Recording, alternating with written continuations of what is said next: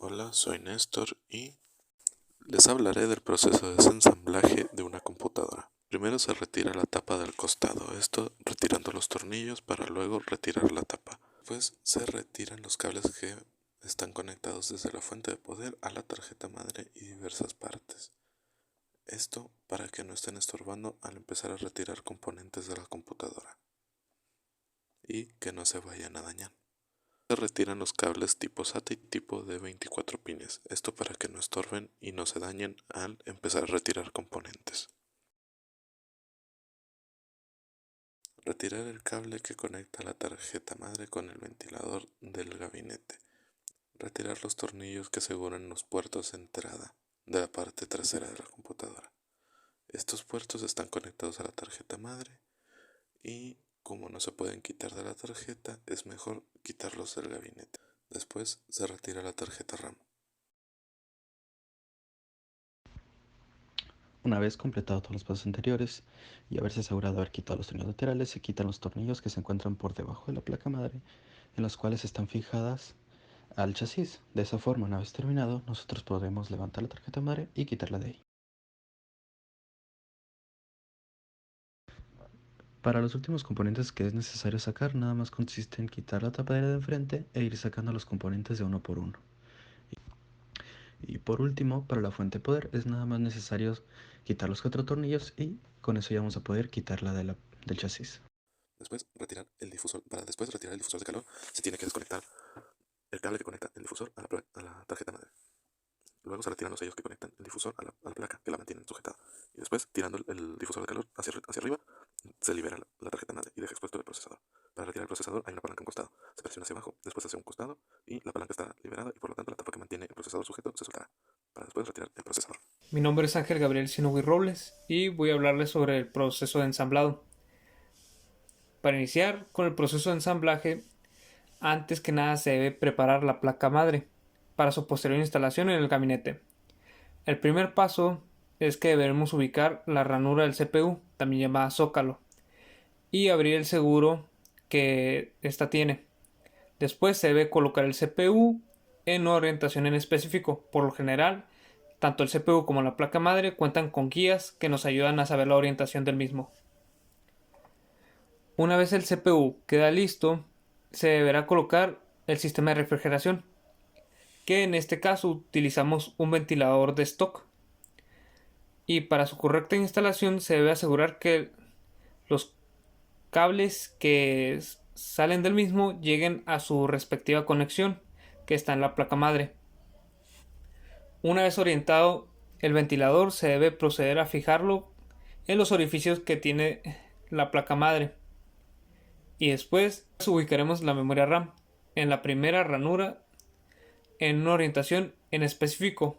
Por lo general, las ranuras cuentan con una guía para saber cómo se debe acomodar la memoria y aplicando un poco de fuerza en la misma hasta escuchar un clic.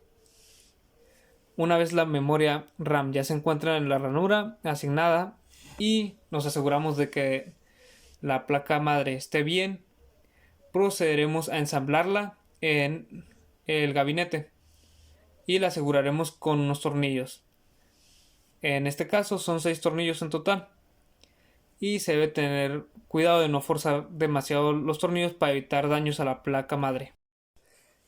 Para la instalación del CD-ROM, el lector de memoria y el disco duro, es necesario que nos ubiquemos en la parte frontal del gabinete y sucesivamente removamos la tapadera de dicha parte.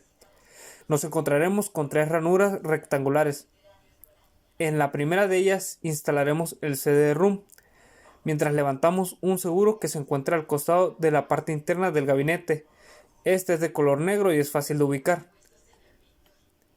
Estos mismos pasos seguiremos para el lector de memoria, pero insertando en la segunda ranura, y repetiremos lo mismo para el disco duro en la última ranura. Como último paso de esta sección deberemos atornillar el lector de la memoria a unas guías de metal que estén en la parte interna del gabinete adyacente al seguro. Mi nombre es Alexa Guadalupe Rodríguez Soberanes y yo voy a hablar sobre las conexiones de un equipo. Fuente de poder.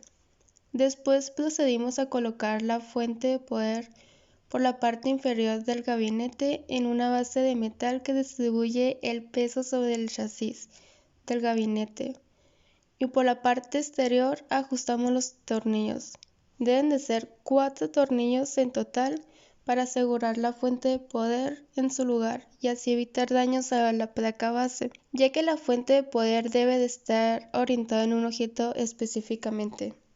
Ventilador. Ya una vez colocada la fuente de poder, procederemos a insertar el ventilador al lado de la fuente de poder por la parte interior del gabinete y ajustamos los 4 tornillos que se encuentran en la parte exterior del gabinete que sujetan el ventilador, ya que esto se encarga de ayudar a circular el aire.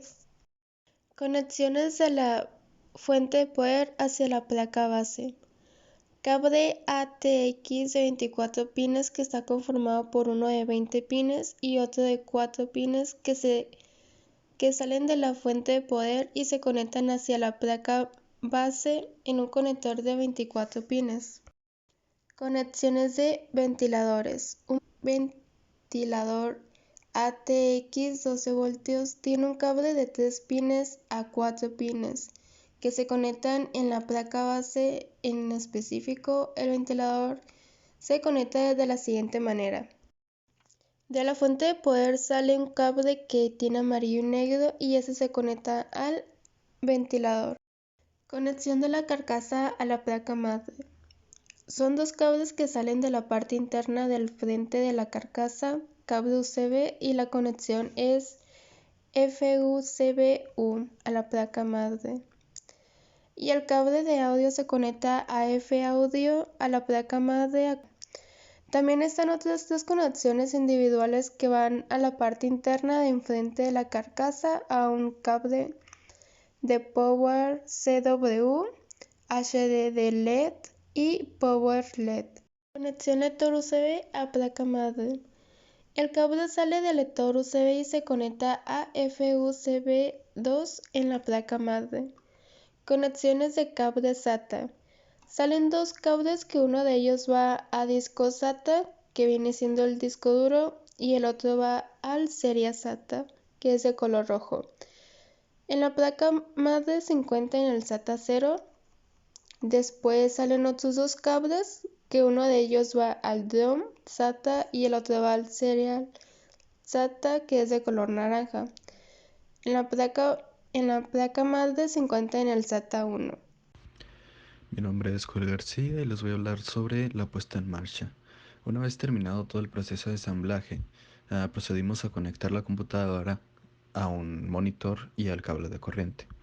De esa forma, iniciando la computadora en el BIOS, empezó a cargar toda la información y detectó los componentes. Una vez ya terminada la detección, se fue a una pantalla de inicio de selección, la cual no le movimos nada y automáticamente ejecutó la primera opción.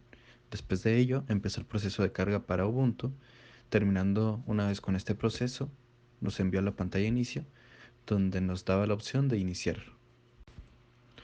Una vez iniciado, entonces se puede dar por terminado el proceso de desamblaje y reensamblaje de una computadora.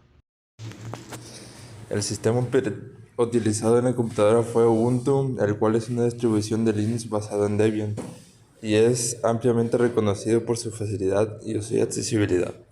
Algunas de sus características es su instalación fácil, ya que el instalador Ubuntu llamado Ubique facilita la instalación del sistema operativo guiando a los usuarios a través del proceso, y este cuenta con un software libre, el cual Ubuntu sigue los principios del software libre y proporciona acceso a una amplia variedad de aplicaciones y herramientas de código abierto.